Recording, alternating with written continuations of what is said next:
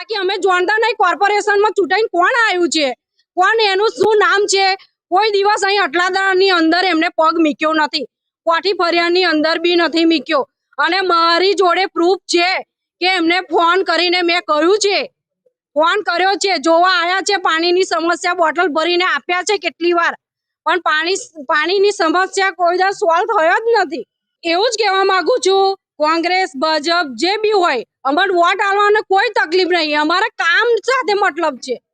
કામ જે બી કરશે ને અમે વોટ આલવા તૈયાર છે. આ પાણી આટલું બધું ગંદુ પીવે, બરાબર? જવાન હોય તો ટાંકીએ ભરવા જાય, ગયડા માણસો કઈ ભરવા જાય? આ પાણી પી પીને બીમાર પડી જાય. મોટરોથી પાણી ભરવાનું, એમને કઈ લાઇટ બિલ ભરવાનું કે 15 મિનિટમાં હું પાણી ભરવાનું? લાઇટ બિલ બાકી રાખે છે એ લોકો 15 વર્ષથી. કેટલી વાર કરી પણ કોઈ જોવા જ નહીં આવતું ને. સમસ્યા પાણીની છે, ખૂબ જ ગંદુ પાણી છે, ખૂબ જ દુર્ગંધવાળું પાણી છે, જેનાથી બીમારી ફેલાઈ રહી છે. દરેક ઘરમાં બીમારી ફેલાઈ રહી છે. આ છે ભાજપનો વિકાસ.